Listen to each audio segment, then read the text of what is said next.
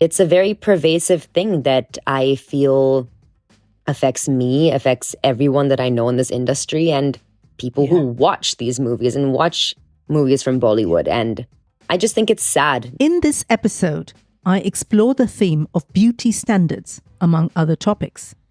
I'm interviewing the very talented actor, Richa Moorjani, who played Kamala in the hit Netflix show, Never Have I Ever. I feel very privileged to be here at a time where people have paved the way for me. And I wouldn't be where I am today if it had not been for actors who have come much before me, and it was much more difficult for them when they arrived in town. We discussed the tussle between Western and Eastern beauty standards. Why is it that as South Asian women, we've bought into the whole skinny Western beauty aesthetic? We also explore other topics, like the importance of South Asian representation in entertainment. Richa shares her commitment to shining a light on South Asian talent. I loved my conversation with Richa Moorjani. I hope you do too. Besharam, badtameez, chi, gandi, chal hat, toba, oho, bad beti. I'm Sangeeta Pillai, and this is the Masala Podcast. This multi-award-winning feminist podcast for and by South Asian women is all about cultural taboos, from sex, sexuality, mental health, menopause, to nipple hair, and more. This season is a US special, and it took me by surprise. You see, I interviewed these incredible South Asian American women. I expected to hear some angst around identity and belonging. Instead, they told me how comfortable they were with both their South Asian and American identity. I confess, this is not the podcast season I set out to record.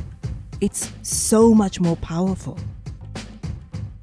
Hello and welcome to Masala Podcast. So today I have with me someone I've admired from afar for a very long time, Richa Moorjani. I watch her on screen, I kind of follow her on Instagram, and I was absolutely thrilled that Richa wanted to be on Masala Podcast. Welcome to Masala Podcast, Richa. I read that your parents were musicians in a Bollywood cover band. That sounds brilliant. Tell me a little bit about that. So, yes, my parents are both musicians, and my mother actually moved to the US when she was 7 years old. So she pretty much grew up here. Although, the first 7 years of her life, she was in Mysore.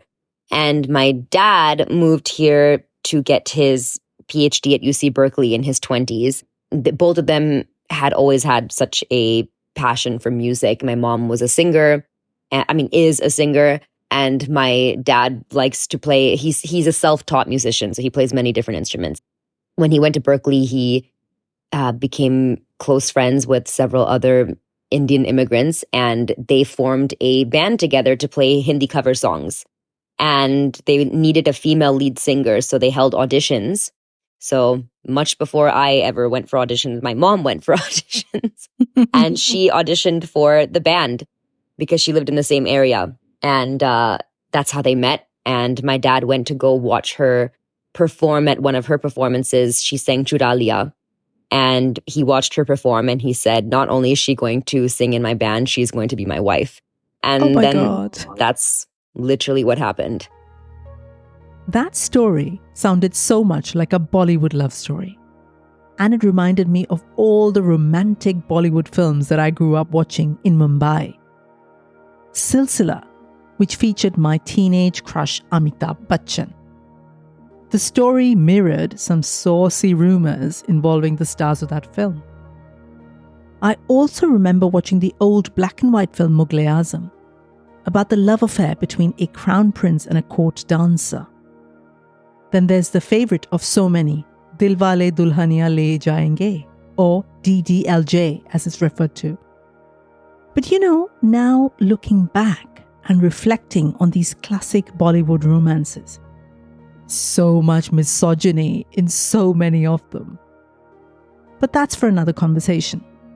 For now, let's get back to Richa and hear more about how she grew up in the Bay Area. I think a lot of people think of it obviously as, the tech hub. It's Silicon Valley, and that's all true. But there's also a thriving art scene in the Bay Area and a huge South Asian community.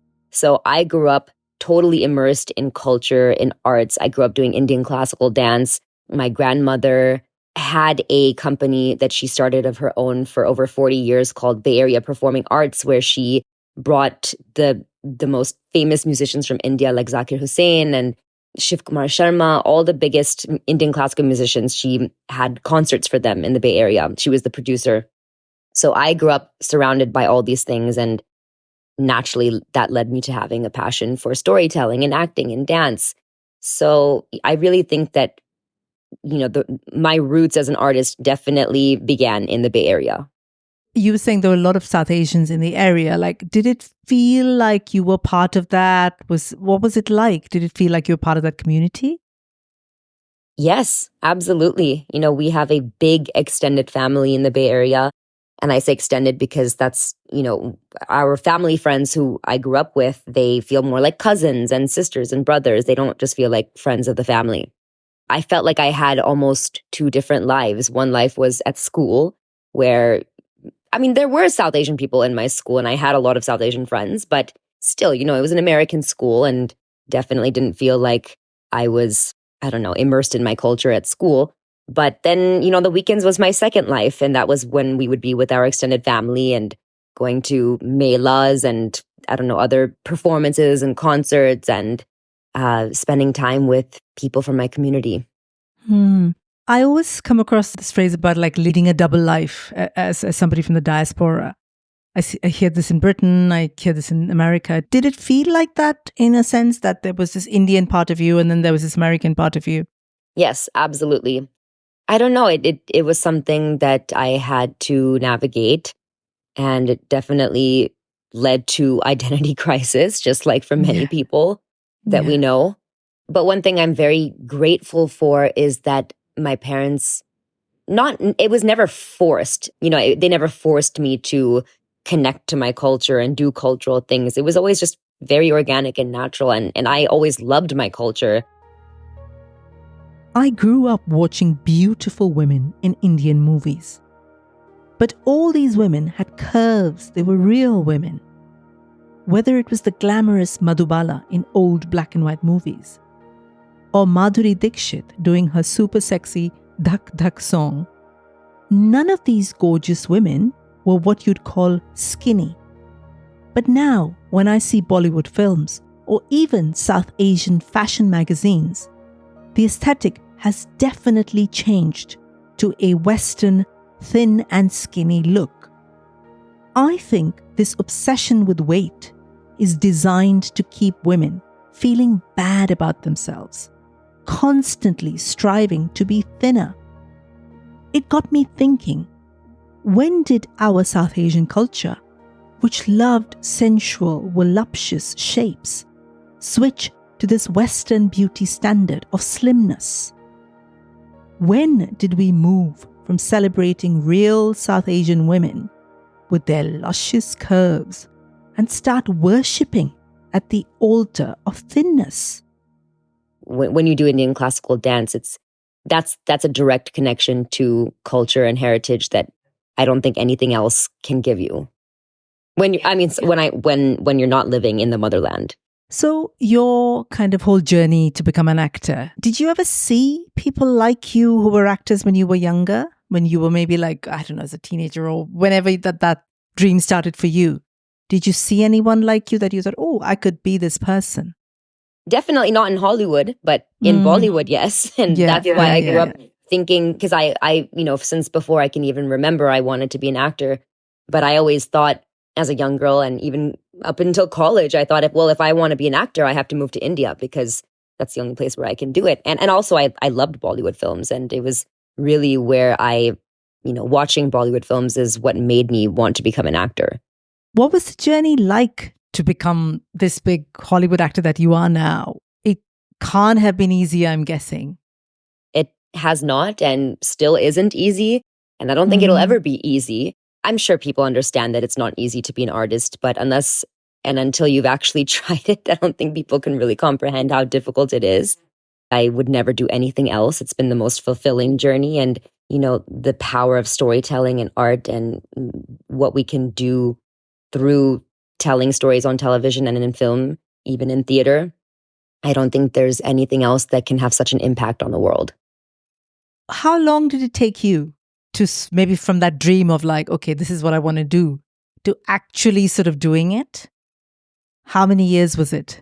It took many years. Like I said, I grew up always wanting to be an actor, and I knew that was all I ever wanted to do. And I was so fortunate and blessed to have a family that nurtured that and supported that because of coming from an artistic family. They never once told me that, no, you have to be a doctor, you have to be a lawyer. I never heard that once from my family. So I'm so grateful for that. Although maybe they should have, because it might have, maybe it would have been a better path for me. I don't know. But I'm joking. So, I grew up always obviously wanting to be an actor. I went to college. After college, I moved to LA. That was about 12 years ago. And I guess you could say that that's really when my journey as a professional actor began. But it took many, many years and many hundreds, if not thousands of auditions to get something like Never Have I Ever. Wow. And I think that's the point I was trying to make, because from the outside, somebody who looks at your journey or any, successful actor, like, oh, Richa's in this amazing Never Have I Ever. But without really realizing the thousands of auditions that you've just said. And that's for any creative, any artist, any writer, any actor, I think. And I think I just want to talk about that, because I don't think enough is talked about that, especially in the world that we live in, like social media, whatever. Like, hey, someone's famous and someone's making it. But we don't talk about the journey and the kind of relentless belief and faith and trying to make it happen, right? I know that one of the things you feel very passionately about is shining a light on kind of South Asian diaspora and representation in the arts, TV, film. Why is this important to you? Oh man, if it wasn't important to me, I don't think I would really have a purpose as an artist. If we, and when I say we, I mean as South Asian creatives and artists are not fighting for authentic representation, nobody else is going to be fighting for that. I can guarantee you that. I feel very privileged to be here at a time where people have paved the way for me. And I wouldn't be where I am today if it had not been for actors who have come much before me. And it was much more difficult for them when they arrived in town. Even, for myself, when I moved here 12 years ago, the opportunities that I'm seeing today and the people I'm seeing on screen today that did not exist when I first moved here. So things have really changed a lot. And that does not mean it's all good now. There's still so much to fight for. And that's something that I try to never forget, is as much progress that has been made, we are still very, very behind. And if we get complacent, that's the dangerous thing to do, because there's still so much to fight for. For me, it's really heartening when I see what's happening in the US, shows like Never Have I Ever. And there's just so much coming out of the US, and all of you are doing incredible work. It makes me really, really happy. I've just come back from a month in New York. So this is the longest I've spent. And I kind of saw what South Asian creatives are doing in the US, and it made me really proud, really happy, really excited. I don't know any of you, but just the fact that you're out there, you're these incredible women creating big change. I don't think it's happening in the same way in the UK. Just seeing that, it just made me really, really happy. I also I spoke to a lot of, South Asian women and folks and creatives, and there seems to be a level of comfort in this duality of being American and South Asian. And I don't see that as much in the UK. So here you're either British or you're Indian or Pakistani or whatever. Whereas in America, it feels like everybody's like, I'm, Italian American, I'm Indian American, I'm this and that. Has it always been like this? This kind of double-barreled identity that I think of as? That's really interesting. I'm glad you shared that with me, because I didn't know there was such a stark difference. But honestly, I don't think it's that different, to be honest, because no, I don't think it's always been that way here. I think that it is we are definitely in a time where it is cool to be Asian or South Asian or really just a person of color. I don't think that it was always that way. I did not grow up feeling like it was cool to be Indian. I was very proud of my culture. And if anything, it just angered me that people didn't see how glorious my culture was and how amazing we are and how beautiful everything about being South Asian is. But I think I might have been kind of alone in that. I know a lot of people who were ashamed of being Indian, and I don't blame them. We lived in a very different time. So I think things have changed in that sense. And I do think that obviously, speaking of representation, that's another reason why representation is so important, because I do believe that with authentic representation, people feel seen and they feel a sense of belonging. And, shows like Never Have I Ever, that's just the scratching the surface. But I do feel like, and I've seen with my own eyes and heard stories from both young people in high school or younger, and even people from my generation and older who say that this show has given them such a deep sense of belonging and a sense of confidence in themselves and in their culture that they didn't have before. The other thing that really struck me in this month in the US was women. South Asian American women are killing it. Oh my God. Like, I went into Sephora and there were like 6, maybe 5 or 6 brands led by, like hair care, fashion, makeup. There was food, there's this, there's that. And again, that's not happening in the UK. Like, not at all. And I've been saying this to a lot of people since I've only been back for like 2 weeks, and I've been telling people that there's a real sense of South Asian female power, in America at the moment, in New York and LA and some of the other kind of bigger places. Where does that come from? When did that start? I'm really, really curious. Yeah, it's something I've noticed too. I think it's really something that I've noticed in the past 4 or 5 years. I don't think I ever really saw it that way before 5 years ago. I do not know the answer to that. I don't know why, but if I really think about it, I mean, I think it obviously must have something to do with the fact that, we are now in the generation where we have the freedom and the ability to be able to pursue different types of careers and professions that our parents did not have the privilege to do, because, most of us are children of immigrants who came to this country and they didn't have those options. Our mothers were mostly homemakers. They didn't have the option to, become actors or work for a magazine or go into politics. It was a very different time. And I think it's important to remember that as much as we are such a huge part of the fabric of society, we're still a very new minority to this country. Yeah. When people complain about how, South Asians never had a chance before, I'm like, well, we are still pretty new to this country. And, Black people have been here much longer than us. And that's why, it's taking us a little bit more time to catch up. But I do feel a lot of hope. I mean, I've seen so much progress. And I think if we just continue on this path, things will be so different for the future generations. For me, it was a real difference. There was a real stark, really positive difference. And it made me feel really, really happy, actually. Something you mentioned earlier that I wanted to pick up on, Kathak. You're a professionally trained Kathak dancer. So tell me about this, like dance. What does it mean in your life, in your world? It means everything to me. I mean, it's such a big part of my identity that I don't even know who I would be had I not been a dancer growing up, if that makes sense.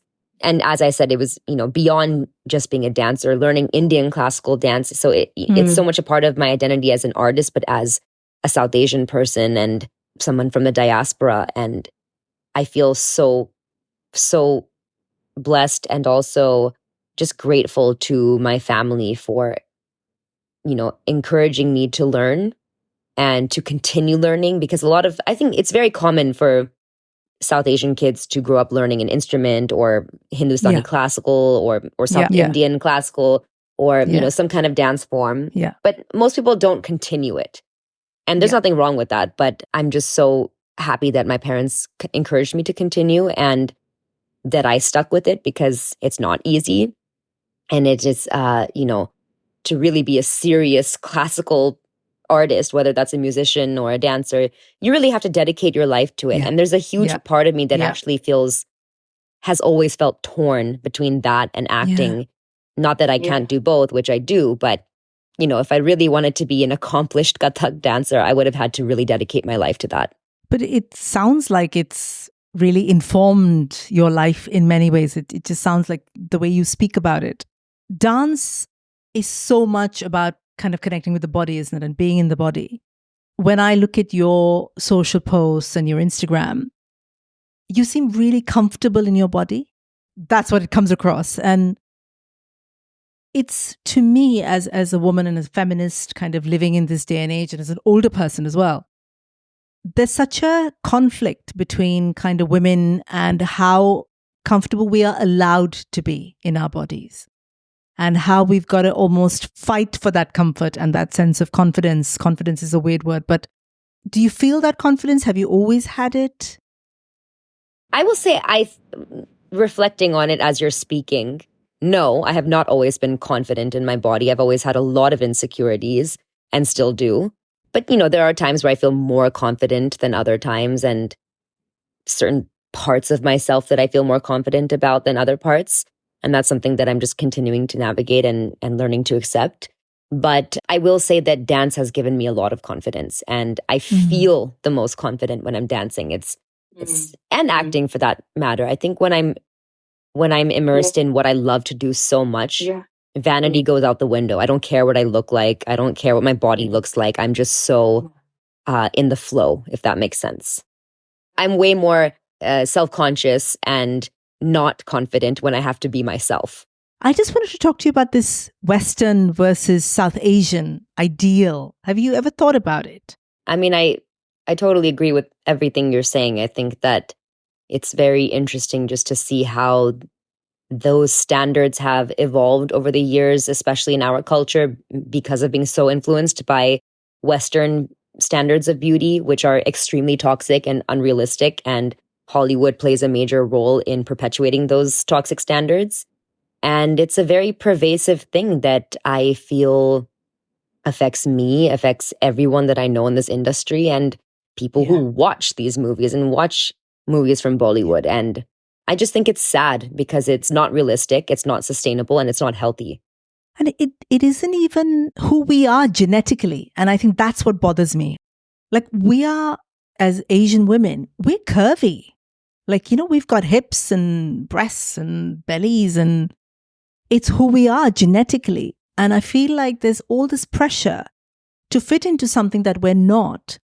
And where, on one hand, we're like embracing who we are, like we're eating our rotis and, making khichdi and I'm making appams or whatever.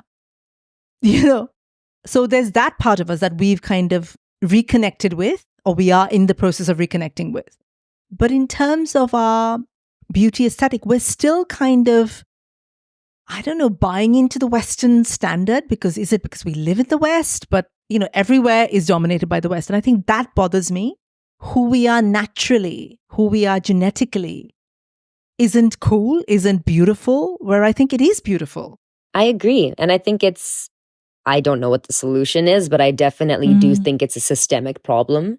I have never in my life thought that I was overweight. I've always been underweight. I've always been the skinny person in my, the groups of people I would hang out with. Yeah. And now I'm told, oh, this designer may not be able to dress you because you're not a size 0. And I'm like, excuse me? Like, it just doesn't make any sense. It's just absolutely sickening. It's like we're constantly being made to feel awful about ourselves. And imagine if you're made to feel that you're like one of the most beautiful women I know.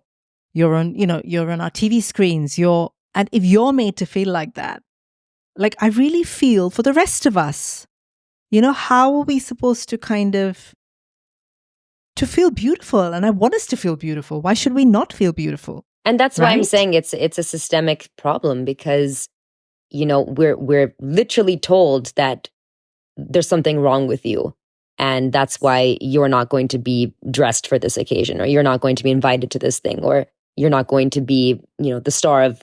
I'm just saying in general, not that those things have all been told to me, but these are the things that I hear. And so people feel like they have to conform to these ideals. And like I said, I don't know what the solution is, but I do think that having conversations like this is very important. And it's just, I think we have to, as much as we have to fight for authentic representation, I think that also applies to authentic representation of what our bodies should look like or do look like. Absolutely. And the right to exist as we are and not have to, it always to me feels like to be a woman is like this goal that's always out of your reach. You know, you're like, to be a beautiful woman, hey, you've got to, I don't know, work out more, eat less, you know, be on a diet, whatever, you know, buy these pills, whatever there is. And it's always to make us feel not good enough, not beautiful enough, not desirable enough. It makes me really, really angry. I don't have the solution either, but it just feels like I want to talk about it, and I want us to talk about it so that there's a chance for change in some way. I think that the focus should just always be on what makes you feel healthy and what makes you feel strong. And what you look like, it will be a result of that. Do you get many messages from South Asian women saying, oh, wow, I love how you look, or I want to look like you, or you make me feel good, or any of these things? Yeah, maybe I do. I would say more so I get messages like, I just love what you're doing for South Asian, for our community and how you're paving the way. And yeah, maybe I get a little bit of both, but maybe those are the messages that stand out to me more. I moved to the UK from India almost 2 decades ago, and I've never seen real first-generation Indian women like me represented in Western TV or media. That's why it was such a joy to see Kamala's character, played by Richa, in Never Have I Ever. I loved how Kamala keeps her Indian side, even as she discovers the freedoms that America offers her. I also love the fact that Kamala is a fully rounded character in the show, where so many Indian characters in Western shows are like a pale pastiche of real Indian people. Think of characters like Apu in The Simpsons, whose voice was such a racist caricature. Talking of voices, I do love the fact that Kamala's accent stays sort of Indian in the show.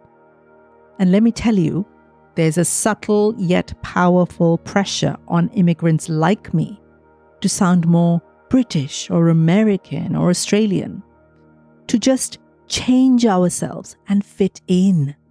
As somebody who's from India and is Indian and now lives in the UK, certain times it feels like you have to earn, you know, you're not quite there yet as a first generation person. It's very subtle, and it's sort of like a little bit of racism even within the South Asian community. Absolutely. I think South Asians are some of the most racist people in the world. I'm glad you said it, not me. It's true. We have to. It's true. We have to learn to recognize that. So true. So true. Like someone told me, there's this whole fresh off the boat, freshie. It's apparently a thing in Britain where if you've just arrived, like me, even though it's been 18 years, you're still fresh off the boat and you've got to earn your place. So, you know, like stay in your lane, earn your place kind of thing. So as an Indian girl, like I loved how Kamala was equal to everybody else. She was a real character, and not like this, you know, in the sidelines kind of character, not an oppressed Indian woman, you know, which we see a lot of. Tell me a little bit about her and how she kind of evolved. Yeah, well, it's interesting that you say that, because I also did feel that, you know, throughout the 4 seasons, Kamala did have to, in a way, not prove herself, but, you know, we saw the whole storyline of her at her lab. Yeah.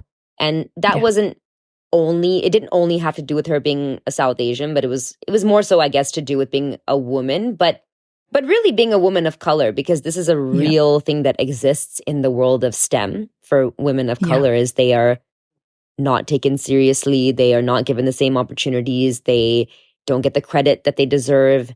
And so I really thought it was brilliant that they included that storyline. I know it was not, you know, a very long storyline, but it was something that was very important. And I received so many messages from young and older women of color and South Asian women who are in STEM who say, this is exactly what I go through. And I'm so happy that you showed this because it makes me feel less alone. That in itself is amazing. We never see fully rounded South Asian characters, right? And it was such a joy to see Kamala evolve along with all the other characters. And I loved how you played her as well. And it's very heartening to hear that other women in STEM kind of careers and jobs felt seen and heard. So that is really, really beautiful. Let's talk about Indira, your character in the new Hulu series Fargo. Tell me a little bit about Indira. Oh, wow. Well, to pivot from Kamala, there couldn't be more different, but also they have some similarities. One fun fact that I didn't realize was that Indra is also another name for goddess Lakshmi, who sits on a lotus flower, which we know is Kamala. So I thought that was a little bit cosmic. But, for people who have not seen Fargo yet, one thing I'll say is that if you want to watch the season that I'm in, you don't have to watch the previous seasons because and they call it installments. Every installment is a totally different story with a new cast and new everything. So this is installment 5 and it's a totally standalone season. Indra is a cop. Fargo has always had a central female cop character all the way from the movie with Frances McDormand playing the Marge Gunderson role. And this is the first time that not only is a woman of color the main cop, but it is a South Asian woman. So it was very exciting to me when I got the scripts, and I hope it's exciting to the community.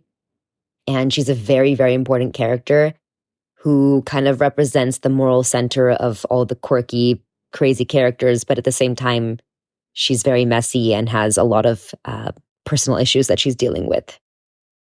No, that sounds brilliant. I haven't seen it yet, but I'm really looking forward to watching it. Yeah. Tell me, what's it like to play these women, and you're someone who's been an actor for a little while, and now these are the characters that you're playing. These Indian women, these real women with real stuff going on in their lives, whether it's Kamala or Indira. What does that feel like? It feels... I just feel very fortunate to get to play these women because I feel like all of these women are extensions of myself. And, I'm not the kind of actor that gets lost in characters. If anything, I try to find who I am in these characters and how I relate to them. Even if they're very different from me, there's always something that I find a little connection to. And I feel like I've grown so much from playing these characters, not just as an actor, but as a person. And I'm really excited that I got to do something that was so drastically different from Never Have I Ever, to be able to challenge myself as an artist and also show the world that I can do something totally different. With Never Have I Ever, because the whole story is so South Asian, the cultural nuances are, incredible. I'm sure you've heard this before a million times, but praying to Krishna and, like the kind of very subtle cues of our culture, they're kind of on our screens and we've never seen that before. What was the experience like being in that world with other actors, all South Asian, the stories being South Asian, the references being South Asian? What was that like? Honestly, it felt like a dream. It felt like a dream when I was there doing it. And even now, reflecting on it and thinking about it, it feels like a dream that never actually really happened. Because it is so rare that it has never happened, and I hope it happens again. But it has never happened before until Never Have I Ever. Never had I ever been on a set like that before. I would honestly, driving from my home to Universal Studios, which is where we shot, every morning I would just be counting my blessings and just honestly sometimes in disbelief that was my job and that's what I got to do. That was something that I had the privilege to do, and to tell that story and to be surrounded by people wearing South Asian clothes and eating South Asian food on set and really feeling like we owned that set, which is just a feeling that I had never had before. Wow.